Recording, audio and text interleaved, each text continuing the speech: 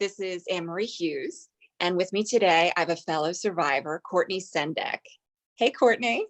Hi there. Thank you for joining us and telling your story. That's my pleasure. As you know, it is Thanksgiving month. What are you thankful for, and how are you paying it forward? So obviously, like any cancer survivor, I'm happy and grateful to be here. I'm thankful to get up with my kids every morning and make them breakfast. And someone once said to me that cancer is the coolest club that no one wants to be in. And I totally get what that means now, because I'm so grateful for every tiny little thing that before this experience I took for granted, only because I didn't realize, how precious these little things are. I would like to see if you could share a little bit about yourself, your background, and maybe a mantra that you have in life. I am a 37-year-old mother of two. Fitness and nutrition has always been a big part of my life and is now more than ever. I sort of have a theme in my life, which is to get good in life, you have to give good. And if you sort of surround yourself with people that are of that same mind and that same sort of, wavelength, it tends to generate good results. Maybe you could share a little bit about how you came to discover your cancer. I'd say early summer of 2020, I started feeling really itchy. Itchy all over my entire body.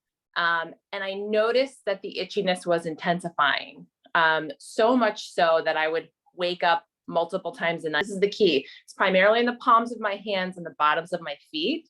But it was really like my lower extremities. So I have a great dermatologist. He did a full sort of panel of blood tests, and those blood tests came back showing that my liver enzyme counts were like through the roof. So I think a normal liver, one of the liver enzymes is like in the 40s. Mine was in the 500s. So we were like full blown pandemic mode. No doctors were seeing people in person really. Luckily, I found a great primary care physician. She was a nurse practitioner, and she's like, yeah, we're just going to do some imaging because that's weird. An ultrasound and CT scan later, they found a 2-millimeter mass on the head of my pancreas that was blocking my bile duct. What I had was a neuroendocrine tumor. And anybody who's ever had a NET, as we affectionately call it, know that they pop up in a handful of places, and one of those places is in the pancreas. So those liver enzymes that were really high, they were high because my bile was not being released to break them down. And essentially they were just building up in my body, and that's what was causing the itchiness. A wonderful friend who works for the GI department at Jefferson University Hospital, who put me in touch with her boss, who then put me in touch with Dr. Yo. Dr. Yo was my second opinion. And I thank God every single day. And I'm going to get emotional about it, but he was like an angel. He came in and he said, this is what you have. This is what we're going to do. And we're going to knock it out. We're going to do it. And I knew as soon as I met this man, I was like, this is the guy. This is the guy.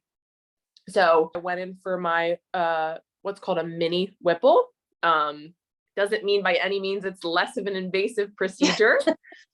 I have a 12-inch scar from here down to below my belly button, which I wear as a badge of honor.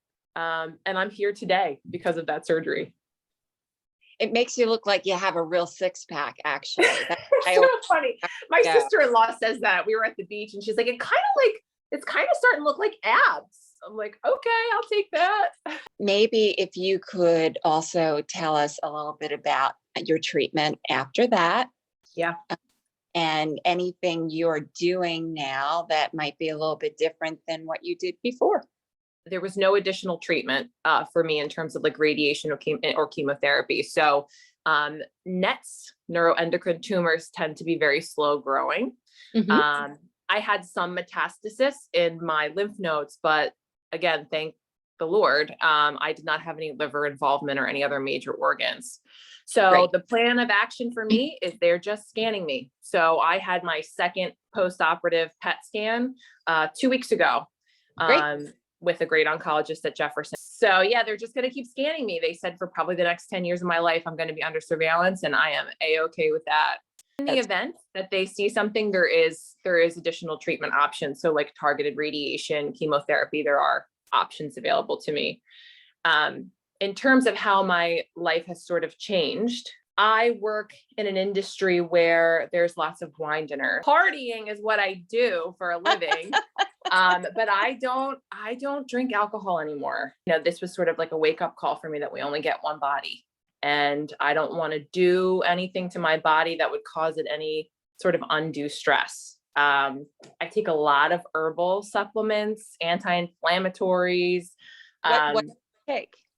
So I take a turmeric, I take a multivitamin, I take D3, I take like a zinc combination. It's like elderberry, vitamin C, zinc. It's in like a really yummy gummy. I do take a vitamin C in addition to that as well. And I take biotin. I take the biotin because and I don't know if this happens for you, but after my Whipple, my hair was falling out. So I started taking the biotin to grow my hair back, and it works. So great.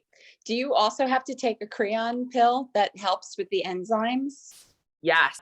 I was taking like up to 15 Creon a day. Like I was not absorbing literally anything, and I could not put the weight back on to save my life.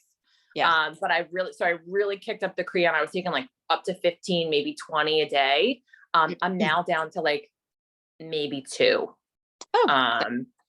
Yeah. So I'm hoping eventually I'll phase that out. I'm not at that place yet. I may have to take a couple a couple of them a day for the rest of my life. But yeah, I do take Creon. What kind of advice do you have for people who are feeling maybe the symptoms that you felt early on, or are undergoing a diagnosis of PNET? The first thing I would say is do not ignore anything.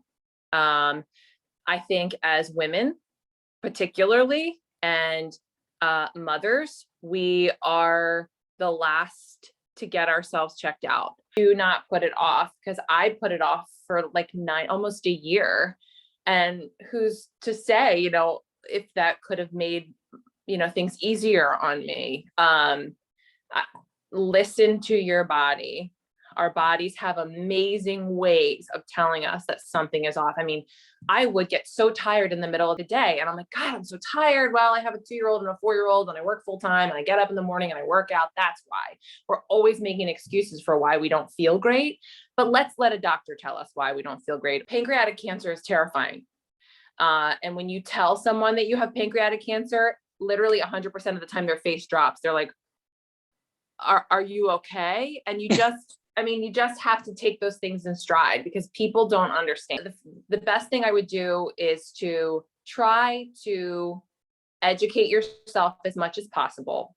Do not get sucked into the Google swirl of prognosis numbers. Every single cancer and every single person is individual and unique. You read these things and you cherry pick the bad things, and it's not good for you. It's not good for your partner or whoever's in your support system, because they're just as scared as you are. Just try to educate yourself. And I would say always get a second opinion. Right. I don't care if you've got the best doctor at Johns Hopkins or Sloan Kettering, get a second opinion, because my second opinion changed my life. I mean, I was told the original cancer center I went to, well, it's not looking good for you. We don't know everything yet, but it's not looking great. Some people live years, some people live decades. Like, that's what someone said to me. And I thought, this doesn't feel right. This surgeon doesn't feel right to me. And I got my second opinion, and it changed my life. Thank you very much for telling your story. It's incredible. You look fabulous. We're living proof that you can get through this. You can get through it.